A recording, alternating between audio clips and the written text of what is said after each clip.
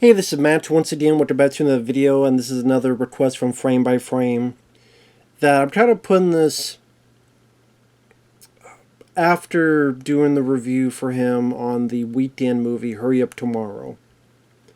But before I get into that, if anyone wants to request any type of videos, movie review, re-review, random thoughts, streams, commentaries, video game playthrough for an hour, a full playthrough, whatever the case may be, feel free to send it either directly to my PayPal. Do have a CashApp as well. Links are down below in the info box. I will get to it as soon as I possibly can. And for those who sent them, thank you. I do appreciate it. But here was a topic called musician movies like Pink Floyd's The Wall, Hurry Up Tomorrow, By the Weekend, stuff of that nature. What are my thoughts on it? The positives, the negatives, all that jazz. I touched on this a little bit in the Hurry Up Tomorrow review, but like every genre, horror films, monster movies, slasher films, action movies, there's some good, there's some bad. Part of it is subjective. Well, it's all subjective, but part of it's based on personal taste. In this case, with music. If you like that person's particular music, very much so, and you're willing to go through whatever weird, off-kilter, crazy visuals that they... That seems to be a common, not all the time, but a common theme where a lot of times they make these movies and they're always like weird. Sometimes good weird or bad weird, but fairly weird. Just to name a few, like Pink Floyd's The Wall, very weird. K-12 with Melanie Martinez, where they're grown-ups, but they act like little kids, and they're on a school bus, and the school bus flies, but also goes through water. And then they go to this school, but then there's one of the guys blue like he's Nightcrawler, and then there's people who have rabbit heads, and they have a fascination with oranges at times, and at one point there's a topless girl with a dress made out of cake. You're like, what the fuck is all this shit? There's a moonwalker with Michael Jackson. Michael Jackson turns to a fucking robot. There's the Yellow Submarine. That's pretty weird. Even Better Man. Okay, Robbie Williams. I'm an ape. A monkey man. And then there's some very, very trippy sequences, like when he's driving, and all the fame and up and down, and the paparazzi and all that stuff, to the song Come Undone. I've come undone. Not saying every musician movie is weird. I guess Purple Rain would be one, but I barely remember Purple Rain, to be honest. Although I've heard Prince himself was pretty weird, so maybe that's all you needed. But I'm just saying that a chunk of them are weird. But it will depend on how you feel about the music that the person does. Like I said, if you really like their music, you're willing to go pretty far because at least you're listening to a good soundtrack, and you're willing to indulge perhaps in the artist's indulgence, so to speak. So there's not like a set thing. It just depends on that particular movie. Like slasher films. There are slasher films that have little gore, but I enjoy. April Fool's Day, there's a reason why there's a little gore. That 1986 film, but April Fool's Day I like. Silent Madness has some blood. Not a ton, but some. But I liked that movie. Terror Train. It's not a balls-to-wall bloody movie, but I like Terror Train. There's some that are very bloody, like the uncut version of My Bloody Valentine, the original, or some of the Friday the 13th films that I do like as well. But you judge on just each particular movie on its own merits. So, for example, K-12. I don't like that film because I don't like Melanie Martinez's music. None of the songs did anything for me. I found them annoying. And the movie itself, I don't really think it had as much to say as it thought it did. I don't think it was as deep as some people say it is.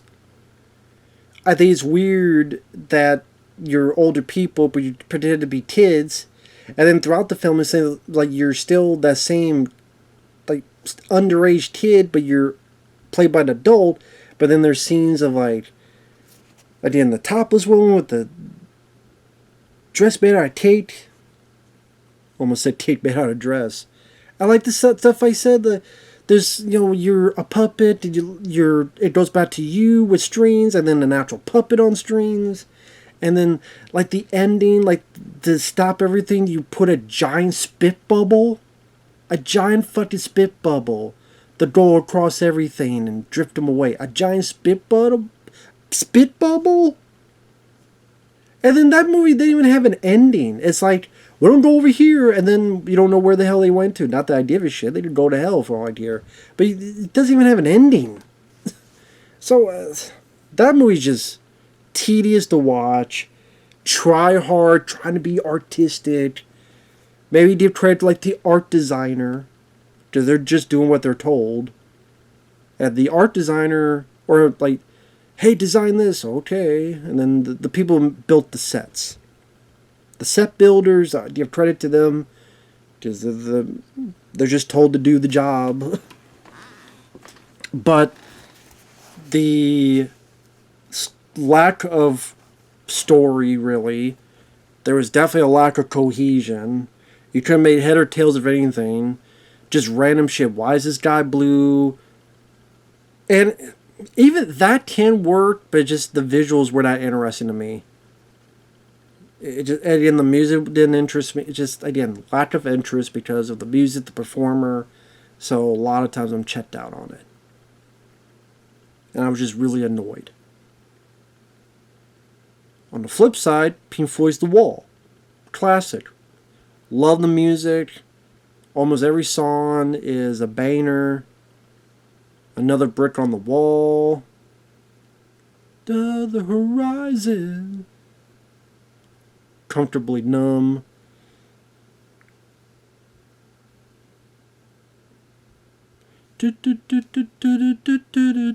I'm bad with music titles, so. To me, that soundtrack is classic, and at least I could get a sense of the story of a guy and what happened with his father, and then going to school, and the being, you have to be one of the group. You can't be an outsider, so the school try to forces you to be the same as everybody else, and you put through the literal meat grinder of the school system, and how being a rock star at times, you do have the crowd at the palm of your hand like you were Hitler or something, and even if I didn't understand every nook and cranny, at least I was intrigued to see what would happen next. And the visuals I found much more intriguing. The use of animation at times and other stuff. And yeah, that's a movie that's definitely quirky and trippy as well. But if I felt like an adult watching it as I should, while K-12, I don't know who the fuck it's for. It's like all these kids are pretending to act like little kids, but then they're doing these adult things and time of the month. And like, what the fuck is this shit? Like, who is this for? Like, Pink Floyd's The Wall seemed like it knew its audience and went towards it. Here, I don't know. K-12, I don't know what the fuck it was for. Moonwalker. To be honest, I more enjoy just the random music videos in the first half, which is like, here's Bad. Here's a Leave Me Alone, Speed Demon. To me, they're just like fun music videos for a bit. And the movie is what it is. Like, it's okay. Pretty straightforward. He protects these kids from the bad guys, Joe Pesci. And for some reason, he turned to a giant robot in a spaceship. And the music's great. Smooth Criminal is one of my favorites of his. But I mean, it's like, hey, Matt, what do you want to do for a movie? I want to turn to a robot, like a transformer. I want to turn to a spaceship and shoot the shit out of people. Okay. That's probably something I would have done. I'd be okay, I'll do that. So maybe that's what Michael Jackson's like, hey, robots, fuck it. So, there you go. Never played the, I know this is off topic, but I never played the video games. There's Moonwalker. I know there's an arcade one, and then there's the, what, Genesis one? I think I tried it once, but I never really played it a whole lot. But anyway, that's a whole other thing. But I overall, I do like Moonwalker for what it is. I do. Yellow Submarine I reviewed. Definitely a weird movie. That, you know, some nice music in it.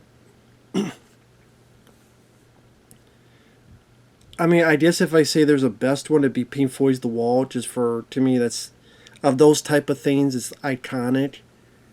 Better Man, I talked about this in my review for Hurry Up Tomorrow, the Weekend movie. Better Man, I think, is very underrated.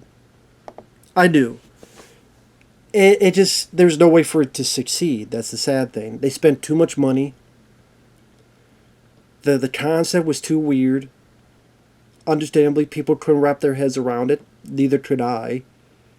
Wait, okay, it's a biography, but then he's playing an ape version of himself? I'm like, what? But they do explain into the film about how he didn't really think of himself as a modern guy. Kind of, he hasn't really evolved compared to other people. And yeah, he may say this a bit on the nose, but to me, it made it much more unique. Because if it was just him, it would just be another typical biography. Because the story, I mean, you've heard this type of story before. A guy, fame, ups and downs, alcoholism on other stuff, kicked out of the band, trying to make your solo, the positives, the negatives. Like, you've seen that all before. But the gimmick, at least, try to make it a bit different. And that's a movie that's very good visually. When him and the band members do this song called Rock DJ, when you just watch it on YouTube, if you don't believe me, the way they did that, where it all looked like it was in one shot, and obviously they did with CG manipulations, but there was a pretty damn good usage of that, where just the choreography, and they go from this to this, and they're hiding behind a standee, then they jump out the what they look like in the standee, and they put on the headphones, and the music cuts, so you just hear the music from the headphones, then they take them off, you hear the music back again, and it's the way that the movement, the choreography, I'm like, wow, that is how you do a high, like, production musical number. Like, that's how you do it. Or the scene when he's been kicked out of the band, and he doesn't really know what he's going to do next, and things are falling apart, and he's driving. And I really like the song Come Undone, and he's driving through, and he's remembering his dad, and the abandonment from, you know, being abandoned from his dad abandoning him if I learn how to talk, and driving through, and then he's trapped under the ice, and he's trying to break, but then all these people are pulling him down, and he's trying to like, that's how you do it, Weekend. Like, that's how you do it. And again, there's just no way that film was going to succeed. But I'll keep singing the praises of, well, no pun intended, singing the praises of Better Man.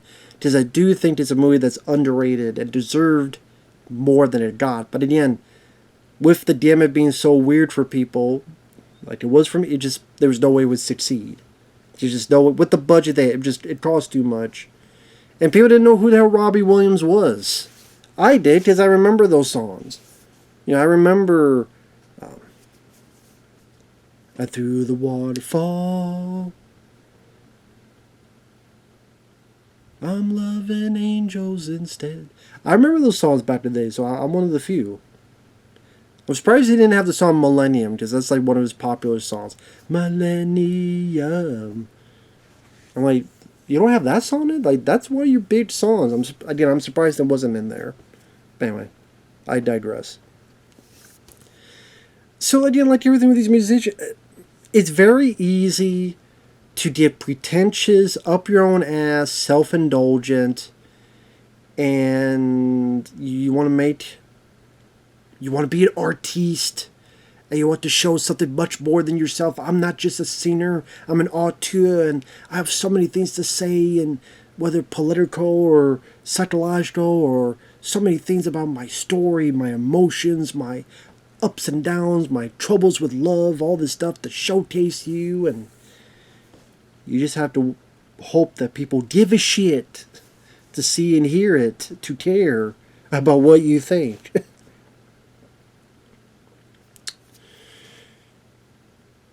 And like, this is just about musicians. Because I mean, there's musicals, Little Shop of Horrors, and horror, not horrors, Little Shop of Horrors. I liked with Rick Moranis and Steve Martin. Blues Brothers, I liked.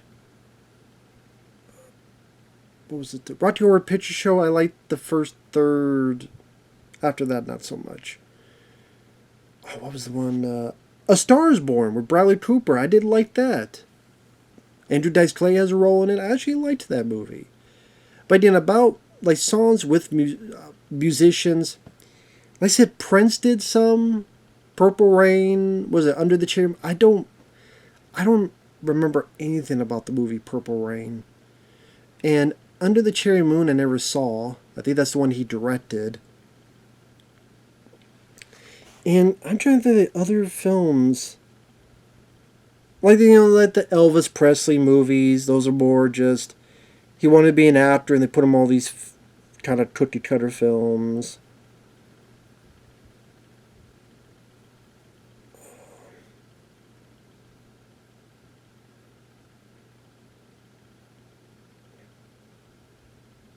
I mean, there's stuff like Bohemian Rhapsody, but I don't think that he's not talking about biopics. He's talking about stuff like this. Because that's the thing. Like, I try to look this stuff up, and I kept running to, oh, this is a biopic, things of that nature.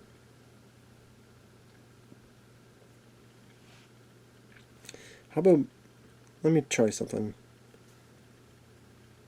Movies made by musicians.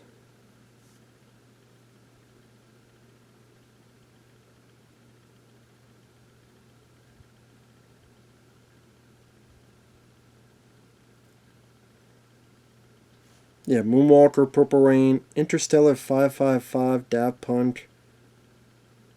Why does this sound familiar? Yellow Submarine, yeah, K-12.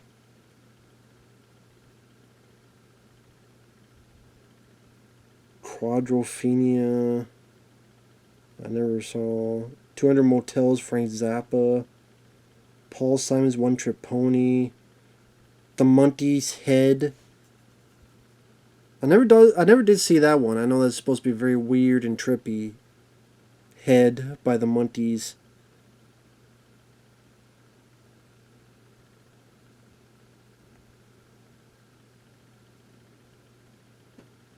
I mean, he didn't direct it, but I guess 8 Mile, in a way, is one. If you think about it. Because that was heavily, he does a lot of singing in that. It's about his life. That's probably one that I was talking about that. I said how a lot of them are trippy and weird, but not all of them. That's one of them that's very down to earth. I think that helped that film where people, when you have a film that's more straightforward, I think more people in the public are able to, okay, I can kind of get where you're going with, I can relate to it. The more trippy and more crazy and quirky, there's just going to be a chunk of people that just don't want to deal with that shit. It's too weird, it's too stupid, it's too goofy, it's too whatever the case, whatever they use. But 8 Mile, okay, I can see where you're going, you're here, you want to prove yourself. People to see themselves in it, or to see a side of themselves that they've gone through similar experiences. And Eminem did a decent job playing himself, which apparently is hard to do because The Weeknd couldn't do it in his film. And, or at least a version of himself. And the music was good. Lose Yourself in particular. And it was a pretty decent movie. Acting was pretty good. Nice to see Brittany Murphy in there. Rest in peace to her. So that's another good one. So like I said, there is no set rule. There's some that are out there trippy, like Pink Floyd's The Wall. There's some that make go, like Moonwalker. There's some that I find underrated, like Better Man. There's some that's much more down to earth, straightforward, like 8 Mile, and all of them I like, in one way or another. But like I said, K-12, Hurry Up Tomorrow by the Weeknd, the ones I really hate. I hate their music. The person, like their acting, I find them cringeworthy or annoying or piss poor. And just their stories I don't find that interesting. Like K-12 is just everything but the kitchen scene, trying to see what hits the wall. It like tries to do so much, too much. Hurry Up Tomorrow didn't do shit. It was just half the movie is the Weeknd whining about maybe he'll lose his voice, at whining like a bitch, while Jenna Taylor's a crazy bitch that burns down a house. Then when they meet, that one acting from, I still can't over the Weeknd. What was the line he said?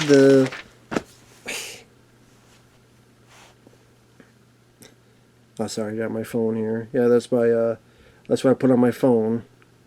Pretty badass, huh? But what the hell did he say? Shut the fuck up. I gotta go. I'm getting calls. Leave me alone and shut the fuck up. I'm like, God damn, man. What the fuck? Fuck that dog. So, yeah, take that for you will. Take that for you will. So, with that said, thanks for watching. Take care. And we'll see you in the next video. Thanks once again, the frame by frame, and we'll see you. Bye-bye.